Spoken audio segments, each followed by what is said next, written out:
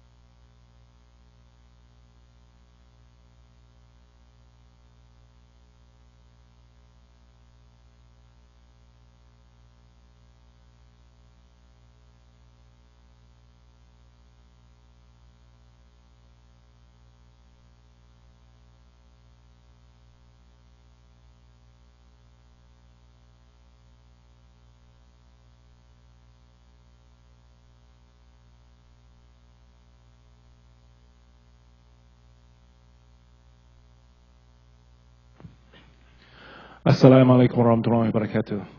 Dear brothers and sisters, just a quick announcement. There's going to be a janazah right after khutbah, the first khutbah today. We're going to have janazah for Sister Sifa Khatun. She was the mother of Brother Salman Ijazi, and also the mother-in-law of Sister Nikat Ijazi. Burial will be at Restland. So right after her first khutbah, after Sunnah prayers, inshallah. Also a reminder that Sunday school have open registration. They have 2 dates, August 19th and August 26th from 10:30 a.m. to 1:30 p.m. Seats are limited. Please first come, first serve. Also, two quick dua requests for Saeed Abdul Rauf in Dallas Medical City Hospital. Also, Sister Razia Mulim of Toronto. She is being diagnosed with cancer. Jazakallah khair.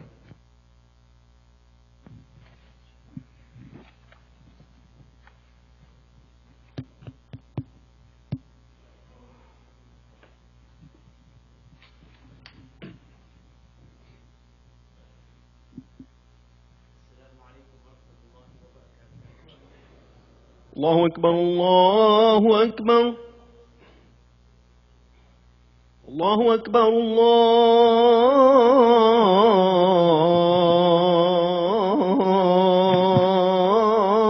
الله أكبر أشهد أن لا إله إلا الله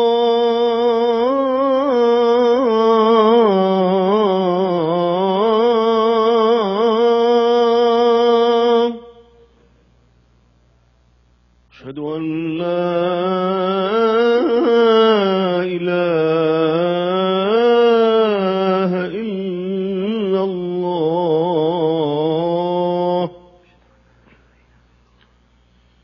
أشهد أن محمدا رسول الله أشهد أن محمدا رسول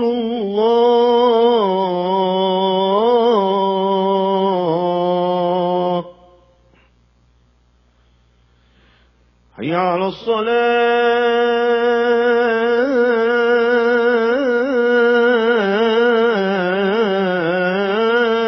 الصلاة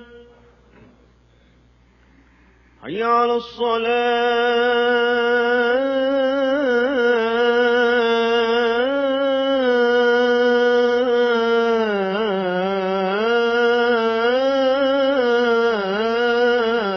الصلاة حي على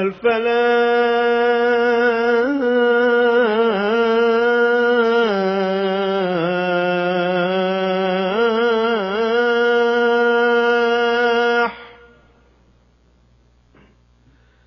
حي على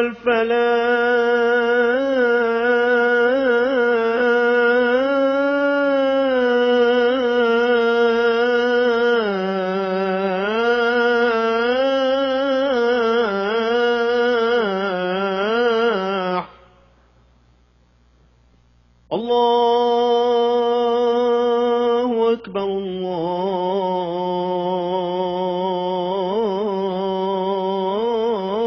الله أكبر لا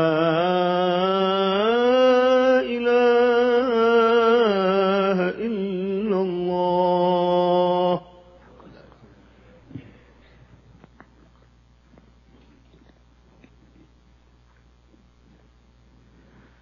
الحمد لله الأكرم الذي خلق الإنسان وكرم وعلمه من البيان ما لم يعلم فسبحان الذي لا يحصى امتنانه باللسان ولا بالقلم نشهد أن لا إله إلا الله وحده لا شريك له جل وعلا رب الأرباب ومسبب الأسباب ونشهد أن سيدنا ونبينا مولانا محمدا عبد الله ورسوله بلغ الرسالة وأدى الأمانة ونصح الأمة فجزاه الله عنا وعن كل المسلمين خيرا اللهم فصل وسلم وبارك على سيدنا محمد عبدك ورسولك النبي الأمي وعلى آله وصحبه وبارك وسلم تسليما كثيرا كثيرا أما بعد رب يسر ولا تعسر وتمم بالخير وبك نستعين يا فتاح رب اشرح لي صدري ويسر لي أمري واحلل عقدة من لساني يفقه قولي ربي زدني علما والحقني بالصالحين سبحانك لا علم لنا إلا ما علمتنا إنك أنت العليم الحكيم سبحانك لا فهم لنا إلا ما فهمتنا إنك أنت الجواد الكريم. My dear respected elders, brothers and sisters in Islam, 12 months is which a year consists of. When we analyze these 12 months, through the lens of religious devotion and submission and practices, we will see that there are peaks and valleys throughout these 12 months. And we all know well that tomorrow, if not the day after, we will be entering the 12th and final month of the lunar calendar. But for some odd reason, we see a trend picking up. Blame it on culture, blame it on misunderstanding, that in this 12th and final month, there seems to be a disconnect in the ummah, moreover than we see in other practices of the religion. Let me put this in perspective. Let's take the 5 pillars of Islam. The first is Shahada. A person comes to the masjid and says they want to take the Shahada. They want to embrace Islam. Now, they have to come in a state of purity and cleanliness. The Shahada is something they're taking. But you all notice that many of us hover around and sit around this individual as they take their Shahada. Why? Because we believe as an ummah, our togetherness and our uniformity is what defines us. Number 2, Salah. Salah, prayer, zakah, charity, Siyam, fasting in Ramadan, and Hajj. These are prescribed acts in Islam which are exclusive for a particular group from the masses. Not everyone performs prayer, for prayer is not mandated on children. Prayer is not mandated on those who have not reached the level of maturity. But yet we see when we as adults come for prayer, children tag along. And when we pray, they also pray alongside with us. Again, highlighting the point of uniformity in our practices. When it comes to zakah, zakah in charity is not obligated on every individual. It is on those who have the means to give. Some will give, others will receive. Again, showing that level of uniformity in this ummah. Fasting is not mandated on those who are sick. It is not mandated on those who are traveling. But you will seldomly find a person, even within one's household, when everyone is fasting and that individual isn't, that they will come out in the open and eat and drink in front of everyone else.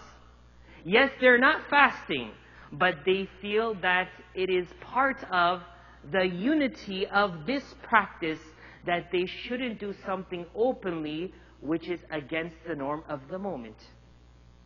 Again, uniformity. But the last and final pillar, my brothers and sisters, the Hajj. The 5th and final. The one that is performed in this final month of the calendar. There seems to be a trend in a culture that's picking up that, look, if you're going for Hajj, good for you, mashallah, make dua for us. But for me, as an individual who's not going for Hajj, there's nothing in store for me. So I'll make an intention, I'll make dua that one day I could go for Hajj, but till then, this final month means nothing much for me. No, brothers and sisters. For we all know that how we finish something defines us. You could start a race and take off running, but no one will remember that. They will remember how you completed the race. In a similar fashion, from Muharram all the way to Ramadan, all the way now to the Hijjah, we've seen our peaks and valleys and how we performed our deeds and how we gain closest to Allah subhanahu wa ta'ala. And it's imperative that in this final month, we end with a bang. We end on a high note. We end accomplishing something. We end on a level that we were not on when we began this year. Now, how can we get those who are going for Hajj and those who are not going for Hajj on the same page. Just as we got those who fasted and didn't fast, those who gave zakat and those who received it, the adults that prayed and the children that tagged along, the individual that took the shahada and those who sat around witnessing it. How can we bring the ummah together in this final month? Well, we're coming off the heels of the World Cup in Russia. A few months ago it ended. So I want us today to picture two teams. We have the Haji and the non-Haji, the pilgrim and the non-pilgrim. And let us count the score between the two and see who can win. Let us begin with the first of the many practices. Allah subhanahu wa ta'ala in chapter number 89, verse number 1 to 3 states, Bismillahir Rahmanir Rahim, wal fajr, wa layalin ashr, wa shaf'i wal watr. Allah subhanahu wa ta'ala is taking oath here. Brothers and sisters, taking oath has a reason. And of the three reasons that a person is permitted to take oath, none of these three categories fall on Allah subhanahu wa ta'ala. For Allah subhanahu wa ta'ala doesn't have to prove a point. Allah subhanahu wa ta'ala is not standing up in the court and giving testimony. But Allah subhanahu wa ta'ala takes oath. And when He takes oath, it's because He's trying to tell you and I something very important. That make sure you don't let this slip away from you. What is the message here? Allah subhanahu wa ta'ala takes oath of dawn. وَلَيَالٍ عَشْرٍ, and the 10 nights. According to Ibn Abbas radiallahu anh, as recorded by Imam Bukhari, he states that remember Allah during the well-known days, and that this verse refers to the first 10 days and nights of the Hijjah, which can start from tomorrow. According to Imam Ahmad and Imam Tabrani have recorded the words of Ibn Umar radiallahu ta'ala. He states that Rasulullah sallallahu alayhi wa sallam said, there is no day more honorable in Allah's sight, and no acts more beloved therein to Allah than those in these 10 nights. So we see here is an opportunity that a pilgrim can do and a non-pilgrim can do. We tally the score, and right now we're tied at 1-1. Let us move on to the next opportunity. In the midst of these 10s, my fellow Muslims, is a very important day. It's the peak of it all. It is known as the day of Arafah, the 9th of Dhul Hijjah. Abu Qatada Ansari radiallahu anhu reports that the Prophet Muhammad sallallahu alaihi wasallam said that a person that fasts on the 9th of Dhul Hijjah, the day before Eid. So inshallah by tomorrow we'll know when Eid is. The day before it, whoever fasts will have compensation of their minor sins for the past year and the coming year. Subhanallah. One fast, one day, on an important time, during 10 important days and nights, is an opportunity. But is this an opportunity for all? Well, according to the hadith of Abu Hurairah radiallahu ta'ala, that's recorded by Imam Ahmad, Abu Dawud, Nasai, and Ibn Majah, the Prophet Muhammad sallallahu alaihi wasallam forbade fasting on the day of Arafah for those who are in Arafah. So a Haji, a pilgrim, cannot fast on the day of Arafah. But anyone else who is not in the plains of Arafah should take the opportunity and fast. And we tally the score here. A non-Haji 2, a Haji 1. Number 3, a third opportunity.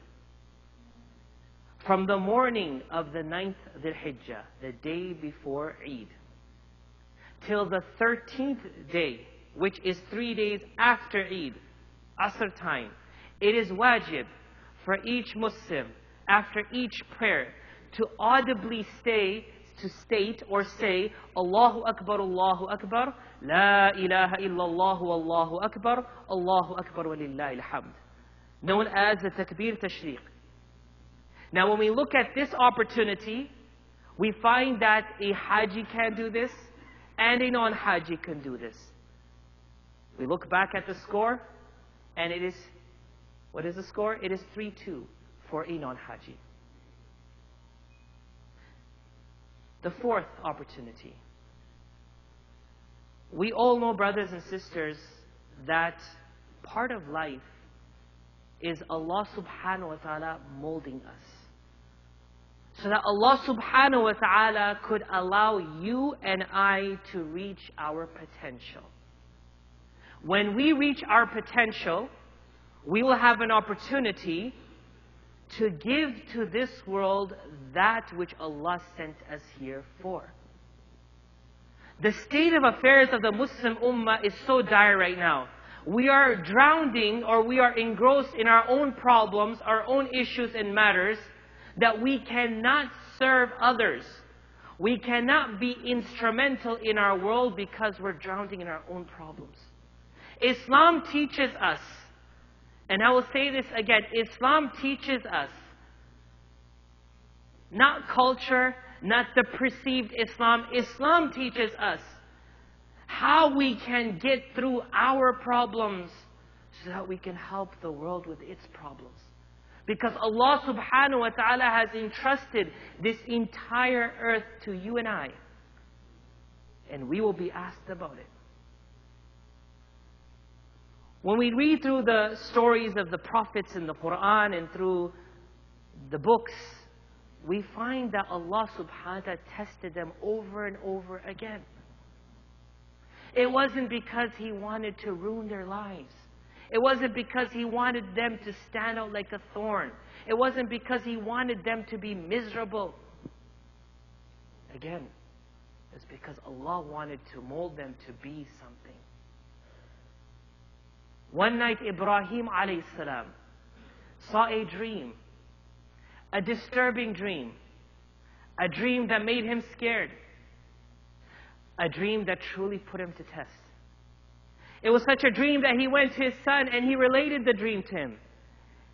And he said, "Oh my son, inni ara fil manami anni azbahuka fanzur madha tara." It is written in the books of tafsir, Ibrahim alayhi salam wasn't asking the opinion of his son, nor was he asking his permission, and nor was he asking for his approval. He was working to ensure that father and son are on the same page. Because as this year ends, brothers and sisters, the ummah has to come on the same page. If we're not on the same page and we're scattered, then we cannot collectively gain the mercy of Allah subhanahu wa ta'ala. "Oh my son, I saw in my dream that I'm slaughtering you. I'm putting a knife to your neck and I'm cutting it off. What do you see? What's your thoughts?" "Ya abati fa'al ma tu'mar." "Dad, why are you asking me for? Do it. Whatever Allah has commanded you, do it." By now, brothers and sisters, 12 months have passed for this year. We should have come into the groove of just doing it. Allah said it, I'm going to do it. It's not all supposed to make sense, because if it all made sense, there's no need of religion. Logic could have dictated our path for our life. But religion is there because when you do it, you'll see it. And if you don't do it, you can question it till eternity and you're never going to see it. It is written in the books that he said, "Oh my father, take off my garment so that my mother will not see blood on these clothes when you return it home. Oh my father, tie up my hands and feet so the process could be swift. Matter of fact, sharpen the knife so it could be done fast." And when he was walking to slaughter his son, we know the story. How that old man approached him. "Where are you going? Why are you going?" And then he said, "Allah does not need your son." He said, "You're the shaitan." And he pelted him. He threw stones at him. And that is why the pilgrims from around the world every year go to Hajj to reenact the practices of Hajra alayhi salam, Ismail alayhi salam, and Ibrahim alayhi salam, so that we can put ourselves into that groove of when we do for Allah that what He wants, Allah will do for us what we want. We know that when He put the knife to His neck, forget blood, His skin didn't even cut. Allah subhanahu wa ta'ala said, قَدْ صَدَّقْتَ الرُّؤْيَا. You have proven it. You have showed it.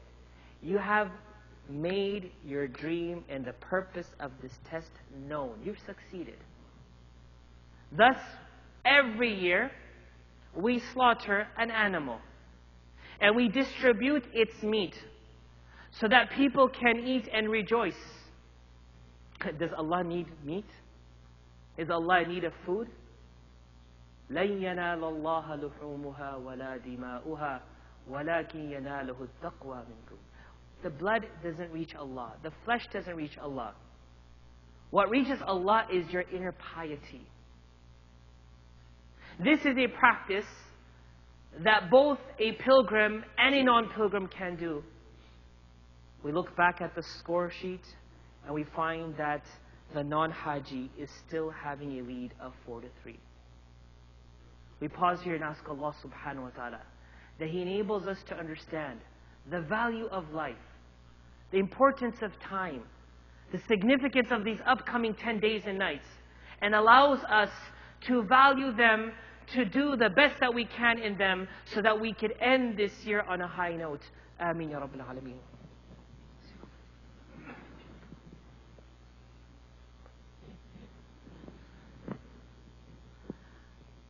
الحمد لله الحمد لله نحمده ونستعينه ونعوذ بالله من شرور أنفسنا من يهدي الله فلا مضل له ومن يضلل فلا هادي له ونشهد أن لا إله إلا الله ونشهد أن محمدا عبده ورسوله صلى الله عليه وعلى آله وصحبه وبارك وسلم تسليما كثيرا كثيرا.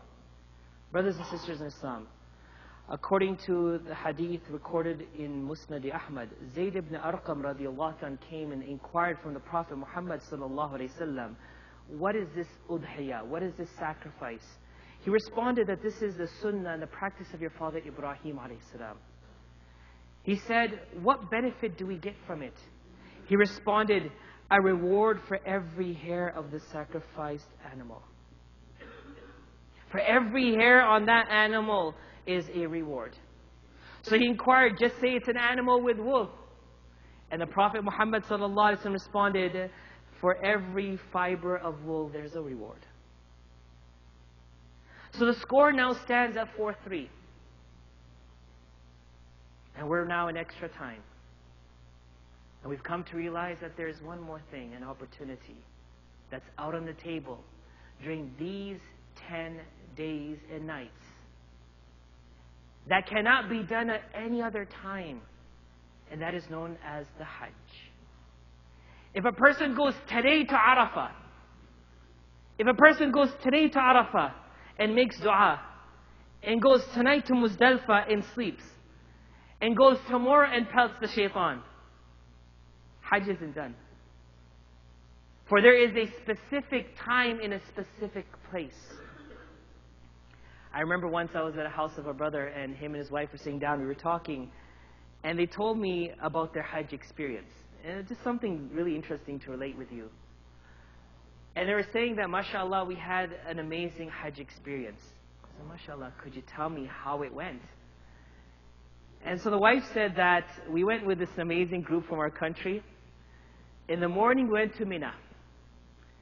And then at Dhuhr time, we went to Arafah. And guess what? No one was in Arafah. We got there first. So I listened. Okay, go on. We made dua on Jabal Rahmah. SubhanAllah, mashallah. After making dua, we went to Muzdalifah after Maghrib. Then from there, we pelted the shaitan. And the next day, we were in Jeddah. And our friends called us and said, where are you in Arafah? We want to meet you. She said, we're done Hajj. We're in Jeddah. All I could say to her was, sister, inshallah, next year do Hajj again. Because even if you went in Ramadan, it's not done. Thus we see this is an opportunity, yet it's exclusive for a category of people, and that is known as the pilgrims. So the game is over, the whistle has been blown, and the score is 4-4. What have we learned from this? What we learned, brothers and sisters, is that the year is coming to an end, and it has to end on a high note. And although the ummah in this mode of worship will be physically divided, some will be here, some will be in Mecca and Medina, on Arafah or Muzdalifah or Mina, yet we are closer than ever before. For those going for Hajj, pray to Allah subhanahu wa ta'ala for the community. Beg Allah subhanahu wa ta'ala for the nation and for the world. Cry to Allah subhanahu wa ta'ala for every person you know and you don't know. Because you're going there not because you're better than those behind you. You're going there because Allah subhanahu wa ta'ala has entrusted you. Allah subhanahu wa ta'ala has delegated you. And Allah subhanahu wa ta'ala has appointed you on behalf of the entire ummah. You have a responsibility. May Allah allow you to fulfill that responsibility. And for those who are not going and who yearn to go and who want to go, see off a pilgrim. Ask them to make dua for you. Help them behind with their family or their business or whatever you can do. And Allah subhanahu wa ta'ala will give you a portion of that reward. Allah subhanahu wa ta'ala will give you a share in everyone's dua. We send salutations and blessings upon Muhammad Mustafa sallallahu alaihi wasallam, who showed us, who guided us, who led the ummah. And Allah subhanahu wa ta'ala says in the Holy Quran, Inna Allah wa malaikatahu yusalluna ala nabi, Ya ayyuhal ladhina amanu, sallu alayhi wa sallimu taslima, Allahumma fasalli wa sallim wa barik ala sayyidina Muhammad, abdika wa rasulika an-nabiyyil ummi, wa ala alihi wa sahbihi wa baraka wa sallama tasliman kathiran kathira. Allahumma aghfir lana dhunubana, wa israfana fi amrina, wa thabbit aqdamana, wa ansurna ala al-qawmi al-kafirin. Allahumma arina al-haqqa حقا وارزقنا اتباعه وأرنا الباطل باطلا وارزقنا اجتنابه. اللهم حبب إلينا الإيمان وزينه في قلوبنا وكره إلينا الكفر والفسوق والعصيان واجعلنا من الراشدين. اللهم اغفر للحاج، اللهم اغفر للحاج ولمن استغفر له الحاج. اللهم اجعل حجهم حجا مبرورا وعملا مقبولا وسعيا مشكورا وتجارة لن تبور. ربنا آتنا في الدنيا حسنة وفي الآخرة حسنة وقنا عذاب النار. اللهم اغفر لحينا وميتنا وشاهدنا وغائبنا وصغيرنا وكبيرنا وذكرنا وأنثانا. اللهم من أحييته منا فأحيه على الإسلام ومن توفيته منا فتوفه على الإيمان. اللهم اغفر لها وارحمها وعافها واعف عنها وأكرم نزلها واسع مدخلها وغسلها بالماء والثلج والبرد ونقها من الخطايا كما ينقى الثوب الأبيض من الدنس. اللهم اجعل قبرها وقبر الأموات قبورا من رياض الجنة، روضة من رياض الجنة. اللهم نور قبورهم، اللهم يسر أمورهم. آمين يا رب العالمين، آمين يا رب العالمين، آمين يا رب العالمين. إن الله يأمر بالعدل والإحسان وإيتاء ذي القربى وينهى عن الفحشاء والمنكر والبغي يعظكم لعلكم تذكرون. فاذكروا الله يذكركم وادعوه يستجب لكم ولذكر الله أكبر والله يعلم ما تصنعون. Please stand up and form your line. Stand shoulder to shoulder. Ensure every spot in front of us is complete and filled before we form a second line. As the brother stated, inshallah, there will be a janazah after the prayer. We humbly request everyone to participate in the prayer for janazah. Jazakumullah khairan.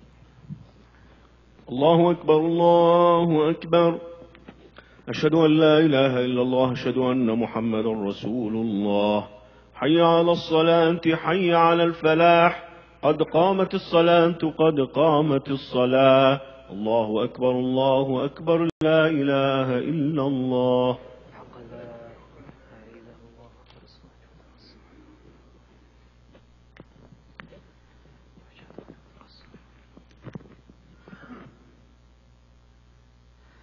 الله أكبر.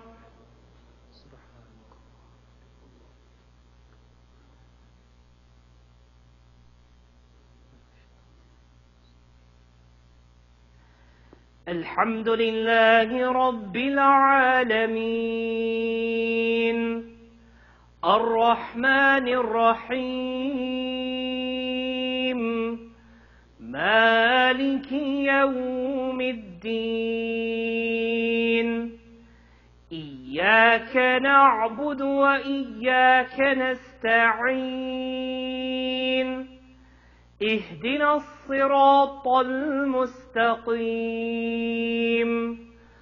صراط الذين أنعمت عليهم غير المغضوب عليهم ولا الضالين.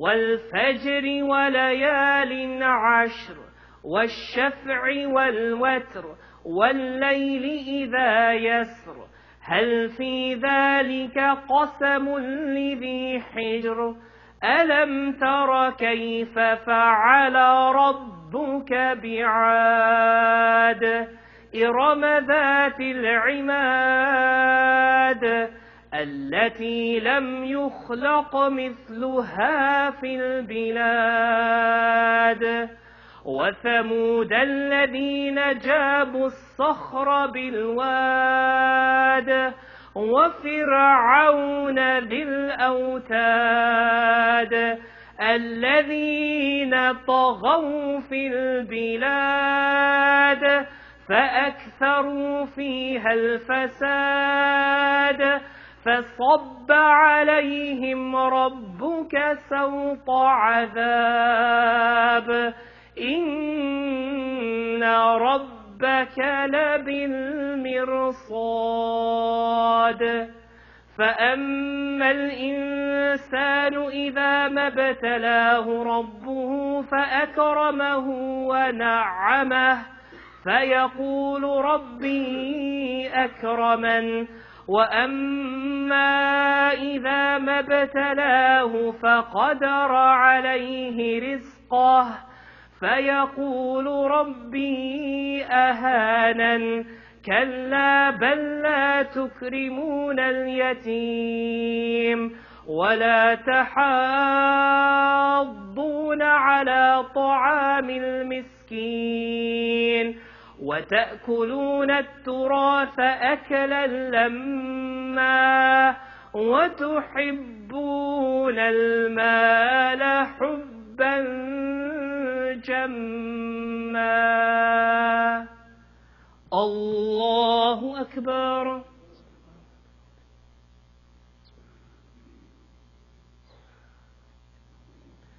سمع الله لمن حمده. الله أكبر.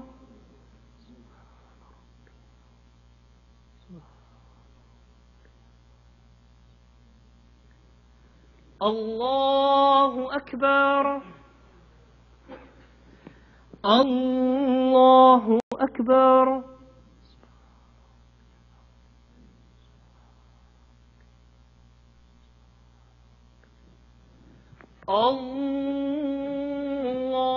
الله أكبر. الحمد لله رب العالمين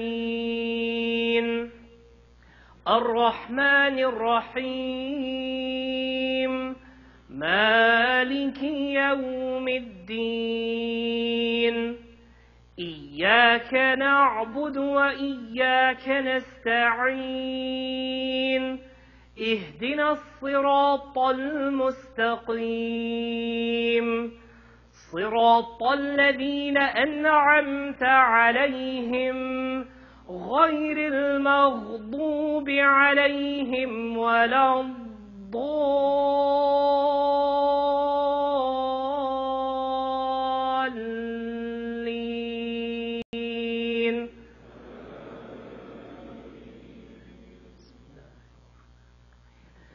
كلا إذا دكت الأرض دكا دكا وجاء ربك والملك صفا صفا وجيء يومئذ بجهنم يومئذ يتذكر الإنسان وأنى له الذكرى يقول يا ليتني قدمت لحياتي فيومئذ لا يعذب عذابه أحد ولا يوثق وثاقه أحد يا أيتها النفس المطمئنة ارجعي إلى ربك راضية مرضية فادخلي في عبادي وادخلي جنتي. الله أكبر.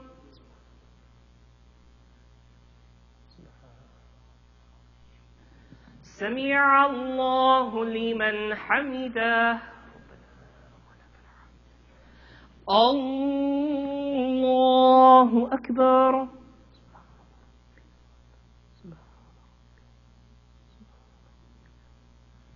الله أكبر. الله أكبر.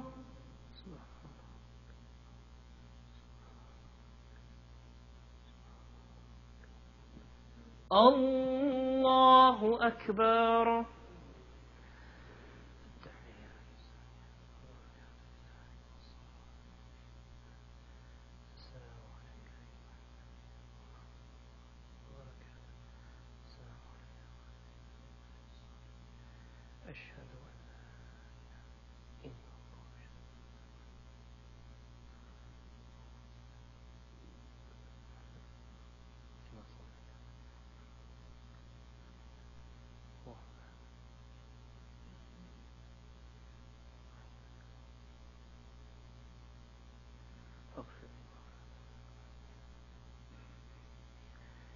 السلام عليكم ورحمة الله. السلام عليكم ورحمة الله.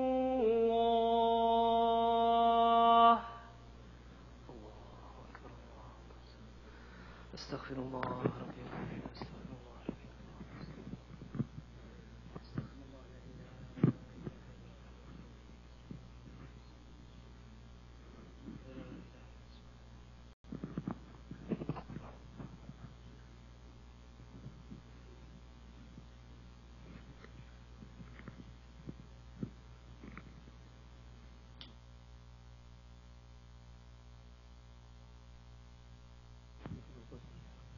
Assalamu alaikum wa rahmatullahi wa barakatuh. Inshallah, there will be a janazah right after the sunnah prayers. You can take your shoes with you into the gym. It's going to be a gym location. Please make room. When you walk in there, please do not block the entry door so the brothers can go in there quickly. Try to use the whole gym area, inshallah. Jazakallah. Assalamu alaikum.